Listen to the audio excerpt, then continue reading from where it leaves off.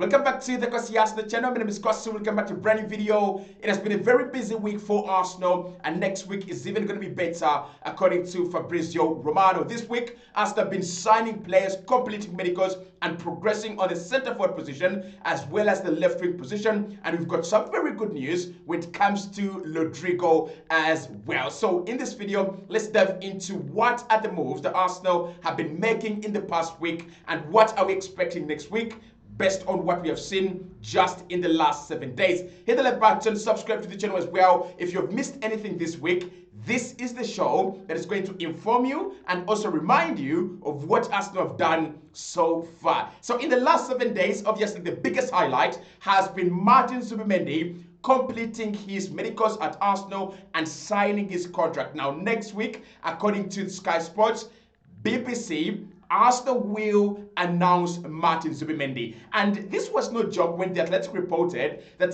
this guy was going to be announced in July. It wasn't a joke. So next week, Martin Zubimendi, shirt number 36, officially comes into Arsenal to replace Thomas Partey, but also to start a new era of Arteta's midfield alongside Declan Rice, Christian Norgaard, and of course the likes of Martin Odegaard. So Martin Zubimendi this week, medicals complete, contract signed, picked a shirt number, which is shirt number 36. That is done and dusted. And next week, I should be doing the official, here we go, welcome to Arsenal, Martin Zubimendi. But even after that, Arsenal completed another deal. And this week, of course, we activated the release clause of Kepa Arrizabalaga. We got the here we go from Fabrizio Romano, and that was not the end. Kepa also completed his medicals at Arsenal this week. I can only imagine what the guys in the medical room at Arsenal have been doing. Washing items and then doing this medical and then cleaning items again and then doing this medical. And of course, they are washing items as well because we are preparing for a third medical within a space of about 7 to 8 days. But Kepa signs from Chelsea for 5 million. It's done, it's dusted. He has also signed his contract. I was just waiting for those announcements to be made. Media duties, as far as we understand, have also been done. So you're going to get some pictures and the artwork and some interviews for Kepa and Martin Zubimendi. Welcome to Arsenal, the two Spanish internationals. We hope that you have a very good stay and we hope that you win some silverware. Not like the other Spanish guys, the Cazolas, that did win the Premier League and the Champions League. We hope that this new era of Spanish guys is going to bring us the Champions League and the Premier League as well. But we signed another player, but this time the player was not Spanish. I was surprised. And that player is Christian Norgaard. Arsenal this week agreed a deal with Brentford to sign Christian Norgaard for a fee in excess of 11 million euros. Now, the amount being reported in pounds is 9.3 million pounds, but many people are saying it's going to be 10 million euros plus 5 million euros in add-ons, which is 15 million euros, if you ask me. Is not bad. Christian Norgaard is 31-year-old defensive midfielder, has been playing at Brentford. He's Danish international and is one of the most experienced players in the Arsenal squad right about now. Thomas Partey and Jorginho leaving. I think Jorginho was 33 and Thomas Partey was turning 32. It leaves Christian Norgaard at 31 as the most experienced player in this Arsenal squad. And Mikel Arteta and Andre Bata have been looking to replace the experience that we are losing in Thomas Partey and Jorginho, and that's why they went with a player like Christian Norgaard over a player like Lucien Agume. Now, we are told that Mikel Arteta has been very key to the signing of Christian Norgaard, saying he wanted an EPL-ready player and an EPL-proven player. So Christian Norgaard, despite the fact that he's not played in the Champions League or Europe before, he's actually played a lot of minutes under the Premier League. So success and good luck to Christian Norgaard, who comes in to replace Jorginho in the squad, as well as work with Zubimendi to replace Thomas Partey. But after that, Arsenal still went on to do another deal, and we are now advanced on that one, and that is a fourth signing of the summer that is going to be a new centre-back for Arsenal, and that is Christian Mosquera. So what happened after Arsenal did this, the Christian Norgaard deal? Arsenal now moved on to the Christian Mosquera deal, and we sent in a bid to Valencia for their Spanish international. Guess what? Valencia rejected the bid and told Arsenal, we know you have the money. We know you were willing to pay 50 million for Dean Huijsen about a month ago. Bring out that money. Don't joke with us. Talks are ongoing. They're not breaking down. And as far as we're understanding, it is on the right trajectory. It is on the right course to get done. Now, the player has agreed personal terms with Arsenal. You can see that Arsenal have not been messing about this week. Personal terms agreement got with Christian Mosquera, bid sent in to Valencia, and talks ongoing to iron out the differences between the two clubs, get a structure done, and Arsenal can move on to the next deal. Now, Christian Mosquera is being seen as a player that will actually come in to be a backup to Saliba, but also provide cover to the likes of Timber and the likes of Gabriel Magalhaes. Arsenal could as well sign another centre-back if Kivia leaves and also Zinchenko leaves, especially one that can play on the right-hand side, on the left-hand side, but we shall talk about that. At the moment, Christian Mosquera is 90% likely to join Arsenal this coming week. Personal terms, like I said, have been finalized last week, and therefore we expect Mosquera to be given the green light to fly for medicals, and then he should be joining Arsenal in preseason on the 19th of July, which is about 20 days away. Now, that is the easy part. That is the easy work.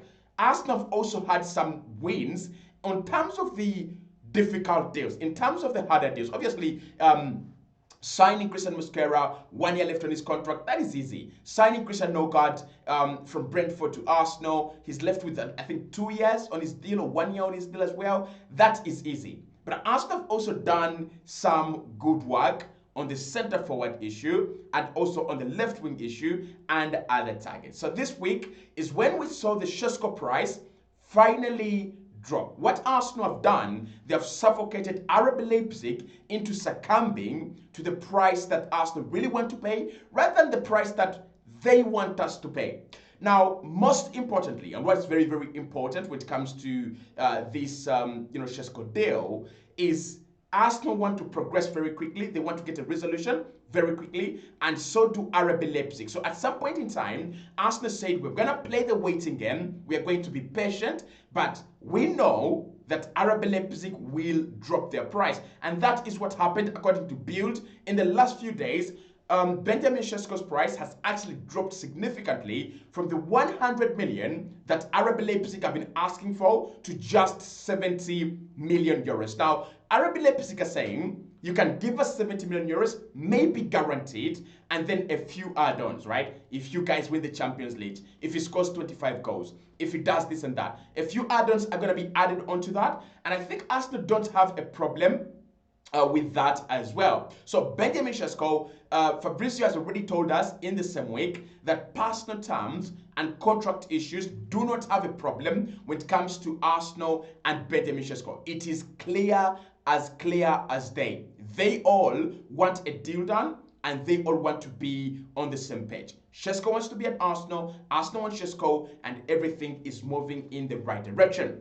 But talking about Sesko prompts us to talk about Victor Gyökeres. So what has happened with Victor Gyökeres this week? So I'll tell you, Victor Gyökeres this week has told Sporting, I am not going to play for you again. It's a crazy, crazy thing to think about. It's a crazy thing to do. But he has told Sporting, do whatever you want. We have a gentleman's agreement that I should be leaving this summer for a reasonable fee. And clubs have come in and they've given you money and you've rejected offers for me to leave. I don't want to play for you anymore. Now, what this has caused, it has brought in a couple of panic moments and panic episodes at Sporting CP, and now they're saying the player doesn't want to play for us, and he has made this public. This is actually going to affect the price of Gyökeres, obviously. Now the problem is, before Sporting could think about what to do, the Sesko price dropped. That is a catastrophe. If you don't know the definition of a catastrophe of the catastrophe is when Victor Gyökeres says, I don't want to play for Sporting, and therefore Sporting know the price is now a little bit going to be lower. Everyone knows the player doesn't want to be there, and therefore their power in negotiations has been massively affected. And then the Benjamin Sesko deal drops price drops as well. So Sesko is cheaper, which means Sporting have to go even lower and cheaper if they want Arsenal to sign Victor Gyökeres. Otherwise, why would anyone sign a 27-year-old for 70 million euros if you can get a 21, 22-year-old for the same amount of money, right? So Arsenal are winning on both fronts. And I tell you, I think what's going to happen next week is Arsenal will make 2 formal bids, right, for both of these players, and the reaction of both clubs is going to be very crucial. Imagine if Arsenal send a bid to Sporting, maybe 45 million euros, right, to test the waters, and Sporting are like, add 2 million, and the deal can be done. And maybe we send a bid for 50 million euros and the Dons to Leipzig, and Leipzig reject it outright. It means that Arsenal could tilt towards Gyökeres. And that could also be true for the reverse. Maybe Arsenal send 35 million euros in terms of a bid, plus 15 million euros or 10 million euros in add-ons for Gyökeres, and we send about 60 million euros in terms of a bid for Sesko. And Leipzig are like, okay, 60 million euros, can you add us 7 million euros or 10 million euros or 17 million euros in add-ons, right? And rework the structure, and we get the deal done instead of rejecting it outright. So next week is going to be crucial. Arsenal should be bidding, and this bid should be getting somewhere.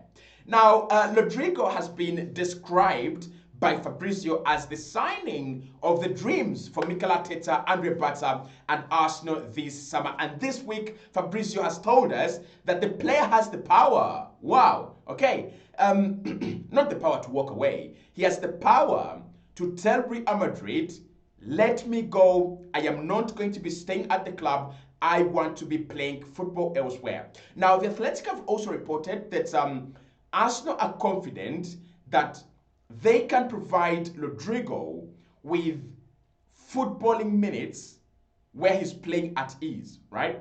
And that is, if that is true, and what Fabrizio is saying is true as well, it means that it confirms what we've been saying. The player is unhappy. He wants to play on the left-hand side, and he's not comfortable playing on the on the right-hand side. Now, obviously, that doesn't change anything. We're being told that Rodrigo is going to go for about 100 million euros, about 90 million euros. But a deal can be done. Arsenal very serious about it, and Arsenal are very, very confident they can actually go and do it. But the highlight on the Rodrigo deal came this week when Xabi Alonso didn't play him in 2 of the games that Madrid have actually been playing. And the question I have here is he trying to do this because the player is unsettled at the moment? Or is he trying to do this just to show you that, you know, he's not playing, right?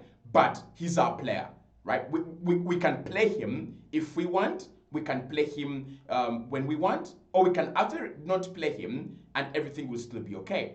But again, the thing with Rodrigo here is this. Madrid could also be trying to not risk an injury. Maybe they understand the left wing is action-packed, right? Mbappe is drifting there, Vinicius is drifting there, and on the right side, Ada Goulet came out and did an interview, and he said, well, the manager is promising me more minutes, right? He's looking at me as a midfielder. And where is Ada Goulet being played under Xabi Alonso? Right midfield. So maybe Xabi Alonso and Madrid are saying, let's not risk an injury on Rodrigo. This could be a time for us to cash in. Arsenal opened talks this week with Eberechi's representatives, and a deal is actually going very well. Now, in terms of Arsenal and Crystal Palace, not a lot has to happen because Arsenal have to trigger the release clause of the player, which is 68 million pounds. 60 million pounds in guaranteed fees and 88 million pounds in add-ons. Now, Arsenal have personal terms agreed with Eberechi, and they have him lined up as a potential option for Rodrigo. Because Arsenal is saying we are not going to wait indefinitely. We are not going to wait forever. We are going to set an ultimatum, right? And yesterday I talked about the Eze ultimatum, that Eze could be the player that Arsenal are using to show Rodrigo and his representatives that if you don't act quickly, if you don't push for a move out of Madrid quickly, we are actually going to go and sign Eze. So this week, Arsenal agreed personal terms with Eze. Let's see what happens out of that. And then, of course, other targets as well were, linked in terms of the left wing position. Morgan Rogers, interest was confirmed by the BBC and the Guardian, and Mohamed Kudus as well. Arsenal are monitoring all these players. Fabrizio talked about Noni Madueke and said he's been discussed internally, but there is nothing there. But there is one player that we need to talk about, and that is Gerard Herzog. So the agent of Gerard Herzog was in London this week to discuss a potential transfer fee, not transfer fee, but a transfer move to Arsenal. We understand that Arsenal really like Gerard Herzog, but so do Chelsea.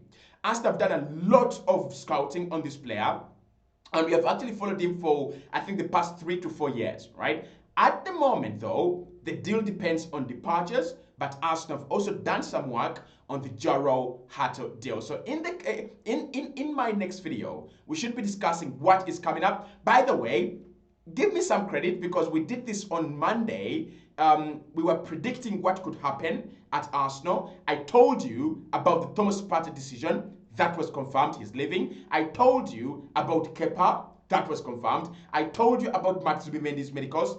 That was confirmed. Well, the one that I didn't see coming was Christian Mosquera and Christian Norgaard. Those ones, I am not going to lie, I didn't have any idea, and Arsenal really caught me off guard. But in the next video, we're going to be looking at what is going to happen in the next week. Centre forward signing? Announcements? Definitely.